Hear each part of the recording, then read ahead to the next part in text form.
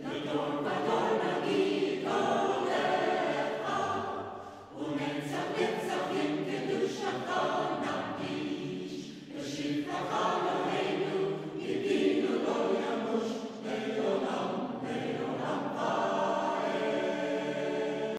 pleased today to get the opportunity, the honor of introducing our scholar in residence. Rabbi Danny Nevins grew up in Rivervale, New Jersey, and graduated from Harvard with a bachelor's degree, magna cum laude, in history. He earned his master's in Jewish studies from the Jewish Theological Seminary of America in 1991 and was ordained as a rabbi in 1994.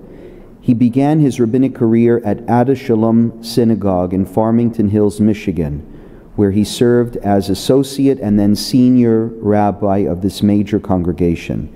He left Adat Shalom in 2007 when he was appointed dean of the Rabbinical School of the Jewish Theological Seminary of America. I was a second-year student and got the privilege to get to know him and to work with him, and most importantly, to learn from him during his tenure.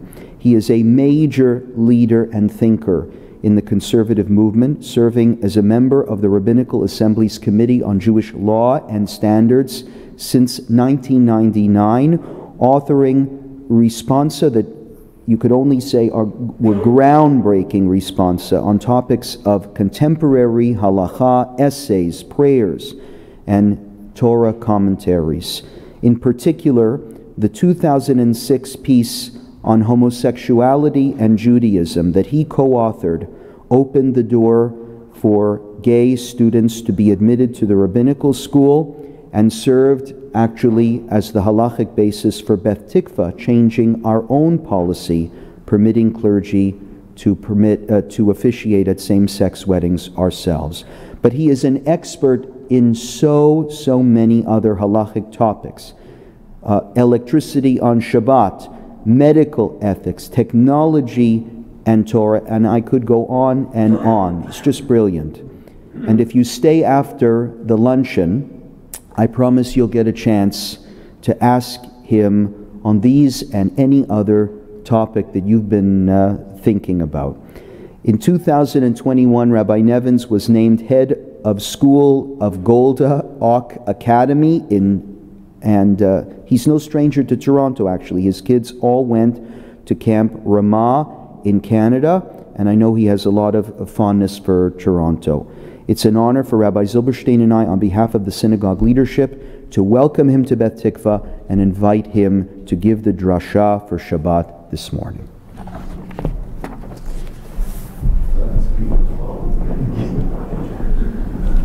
Well, Shabbat Shalom, everyone.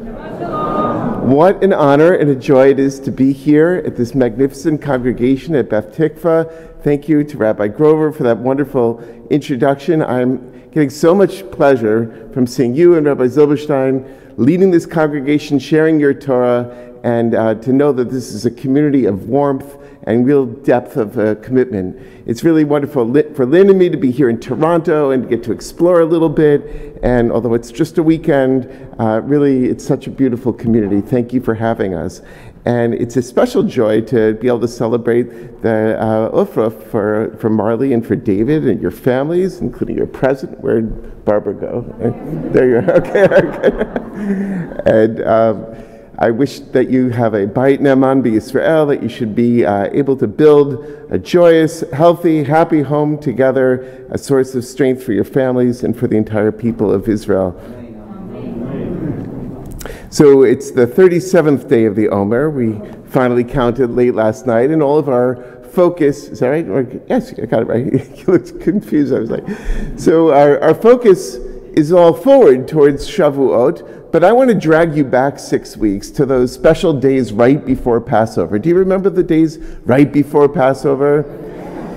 They play a special role in the Jewish soul, the days before Passover. Of course, we're looking forward to the holiday. The clergy are preparing their drasha. We're all thinking about the Seder. But mostly, folks, we're cleaning, we're shopping, we're cleaning, we're shopping, we're cleaning, we're shopping, and then we're cooking. and going back and shopping some more because, you forgot some things. I don't know about you, but I get a little anxious. We're hosting Seder, and I'm always worried that we're going to run out, especially when you have 2 days of Yontif followed by Shabbat like we did this year. And sometimes I overdo it a little bit. I don't know if anyone else can relate. Anyone here still have an unopened box of matzah in the cupboard? Yeah? Macaroons? Yeah. 5 boxes, right. So there is a little bit of anxiety there that goes into preparing for Passover. And sometimes it's mixed in with other things as well. I was standing in the days before Passover outside of our lower school. We have 2 campuses, and I like to stand there as the kids are arriving and say hi to the families. And I was standing talking to a teacher, and I said to her, "Oh, where will you be for Pesach?" And she had this sort of odd expression on her face. She says, "Well, we're going to the kids this year. They live in Brooklyn." I said, "Oh, that's great." And she said, yeah, it's great. But it's the first year I'm not hosting. For decades she'd hosted Seder, and this is the first year that she was going to be a guest at the table of her children. She said, "Don't worry, I'm doing all the cooking, but we'll be at their house." I said, but isn't that wonderful? And she said, "Yeah, that's wonderful." But I knew that there was something more complicated going on there. This moment of transition, when you reach a certain age and you go from being the one who hosts the gatherings, right, to being the one who is the guest at even your children's house, it marks a shifting of the generation, changing of the guard, and it brings a mixture of emotions. The emotions of joy, how wonderful that my children are making Seder and hosting us, but also a little sense of giving up, of being, in that position of being the one who gathers others. And it's that mixture of emotions that I want to bring to an interpretation of a very unpleasant verse that we read today, quietly. As you know, the last 2 portions of Vayikra are often read together, Behar-Behure, as is it Brian read so beautifully today? I apologize, Doug. My daughter's Aviva. Right, that's true. And I know Aviva very well from camp, so please send her my regards. But Doug read so beautifully today, your immediate past president. And as one does, he lowered his voice for those verses of curse, the Tochacha. We always read this passage 2 weeks before Shavuot, and we also read a similar passage at the end of Deuteronomy from Parashat Kitavot just before Rosh Hashanah. The rabbis say that we read these words of rebuke before Rosh Hashanah in order to sort of humble the heart, right? And yet you don't want to go into Rosh Hashanah destroyed, and so they give you a week to recover, right, before we actually stand before God. And so too, before Shavuot, we read these words of Tochacha, of rebuke, right before Shavuot, as a way of going into the experience of Matan Torah, of receiving the Torah with a sense of humility, right, and a sense of what's at stake when we are asked to also today receive the Torah. But we are given a week to recover with Shabbat Bamidbar next week in order to be able to stand upright again before God. You get humbled, but then you stand up straight. But there is a verse that we read which is about as horrible of a verse as you could imagine. Bless you. It says, if you don't do what I've asked, V'achaltem basar b'nechem, u'basar b'notechem tochelu. You'll eat the flesh of your children, of your sons, and the flesh of your daughters you will eat. It's such a horrible verse, this idea of being reduced to cannibalism, that it's hard to imagine it. And yet, in the summertime on Tisha B'Av, when we read the book of Echa, of Lamentations, we actually read a description of this happening. It says, Yedei nashim rachmaniyot bishlu et benehem. The hands of merciful women cooked the flesh of their children. And I think it stands out as the shock value of the worst that you could imagine in life.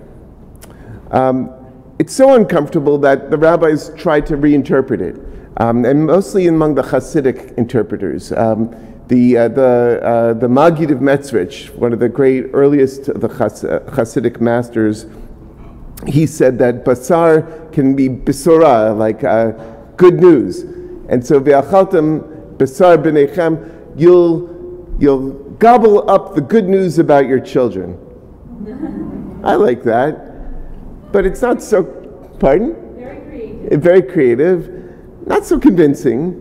But there's another interpretation which I think is a little bit more literal and more plausible. It comes from a collection of Hasidic insights called Iturei Torah. And it says, Basar b'neichem could mean the meal prepared by your children, right? So it's a curse or it's a blessing, depending on your perspective.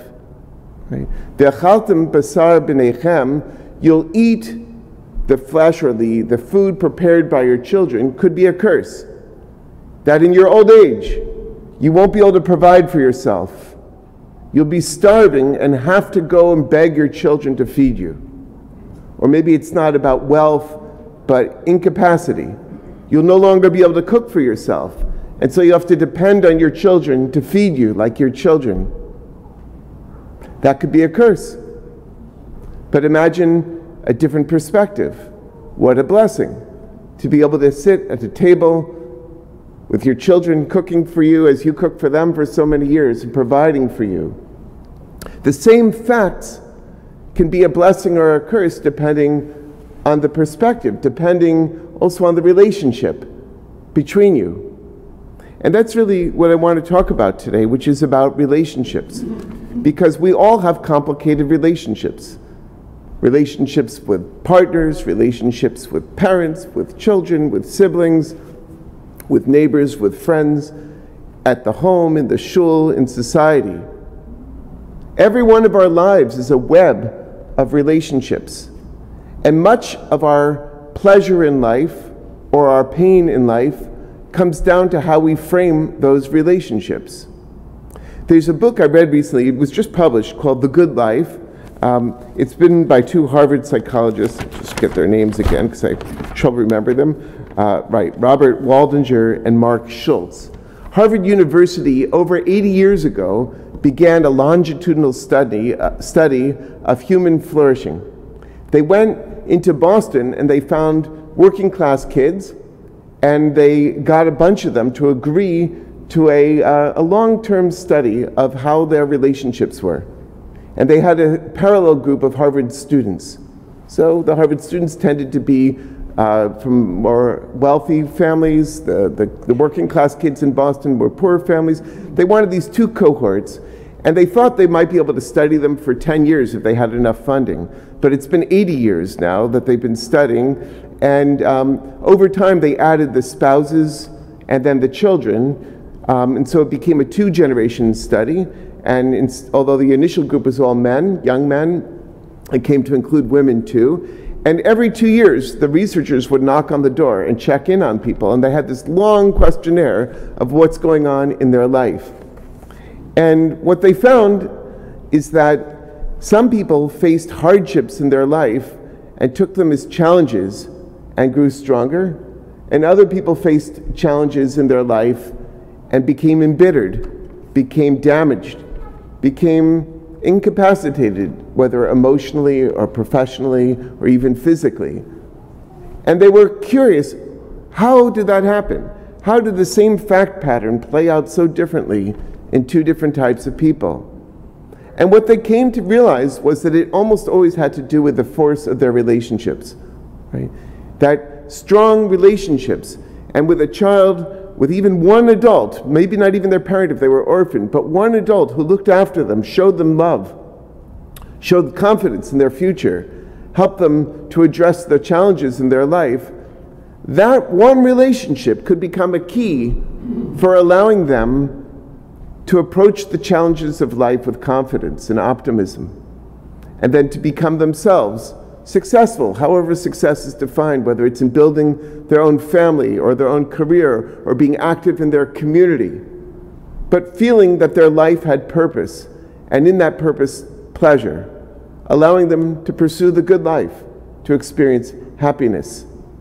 And towards the end of the book, they talk about painful relationships, and we all have them. A relationship that is a source not of pleasure, but a source of pain. One that gives us challenge, And I imagine you're thinking of one such relationship, and that's okay. They talk about corrective experiences. Is there a way to improve those relationships? And they offer 4 suggestions, which I'll share with you. The first is to tune into your own feelings. Right? When you think about that person who has caused you some grief in life, listen to your own feelings. How do you imagine gathering together with them? Maybe it's for a holiday meal. You're going to see them. How does that relationship make you feel? It's important for us to be aware of our own emotions, because those emotions probably are getting expressed in the way that we set them up for failure. They've disappointed us before, we expect them to disappoint us again, and so we prepare for that. And so they said, first you have to be aware of that. And then you have to prepare yourself to notice when something goes not as bad as you expected. Maybe it actually goes well, and all of a sudden you find yourself in a normal conversation. Remember that. Say, oh, this isn't playing out everything, the drama I had with my sibling over the years. This is actually, we're enjoying being adults together, let's say, and having a good conversation. A third strategy, try to catch people doing something good. They give the example of driving. Right? I now commute to work. For many years I had the pleasure of walking to work, but now I drive a long distance, and every morning I notice somebody doing something horrible on the road, cutting me off, zooming up, like, it's heavy traffic. Where are you going, buddy? But they have to zoom ahead and get that last, like 5 feet ahead of me or something. And it's so aggravating. Isn't it aggravating? Yes. But most of the people are actually driving reasonably well, aren't they? Do you notice them? Maybe someone lets you in, you're trying to make that left turn, they pause to let you go. Try to catch people doing something good. It can really change your perspective. It can change your interaction. It can avoid an accident, perhaps. And then finally, the thing that they say that you really have to work on is openness to allowing a person to defy your expectations, right? And to be something different than what you've assigned them to be. In schools, we talk about SEL, social emotional learning. It's become a major focus of the way we raise our children today. Many of our classrooms, especially with little kids, begin with asking the kids how they're feeling today. And we have a mood meter, right? And we try to get them to think about their feelings and to realize that they're not going to be able to learn today if they're really annoyed by something that happened on the way out the door this morning. SEL, social emotional learning. What about adults? This book is saying, just like there's SEL for kids, we adults, and most of us in the room are adults, right, need to prepare for experiences that give us a mixture of emotions and to allow ourselves to anticipate what might be difficult and what might we say that could make things worse. And to try to anticipate that and then allow ourselves to be open to a different outcome. Same fact pattern, different perspective, different result. At the end of the blessings, right before the curse, there's a little passage where it says, I will bring you upright into the land. I didn't know you were doing this, but you actually printed an article I wrote about this years ago on that, although I found a mistake in it, which it says Leviticus 13. It's not 13, but 26 is the chapter. So if you go looking for it, I'm sure it's my mistake, not anyone else's, but I was like, oh, it can't be. Anyway, it uses this strange word, komamiut. I will bring you komamiut. I'm going to bring you upright. It's a weird word, but we use it in the liturgy, in the Ahava Rabbah, the great love passage right before the Shema in the morning. Bring us upright to our land. Actually, in Israel, there's a Sidur, Sidur Vani Tfilati. They've changed the word. They say, don't bring us upright to our land, we're already here. Our great prayer is not to return from the exile. Our big prayer is to stand upright in the land and to live with integrity in the land, with dignity in the land. But in this little Dvar Torah, I gave some examples of the way that that verse has been interpreted. It seems to be a plural, right? So you could read it like the Talmud says that we will be extra tall, right? We'll have a double posture. So if I'm, let's say 5'8", 5'9", I'll be over 10 feet tall. That's my great aspiration. Is it though? Not really.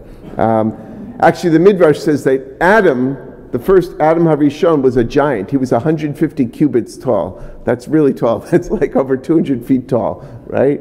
And we'll be even taller. We'll be twice as tall, maybe. But I love the Midrash, which I did cite here from the Talmud from Sanhedrin, that let our children stand taller than we are. Right? When you get to an age where your children are adults, which Lynn and I are at that age now, and our kids are adults, there is a great celebration at their accomplishment, and nothing greater than preparing them for marriage, right? And seeing them stand under the chuppah.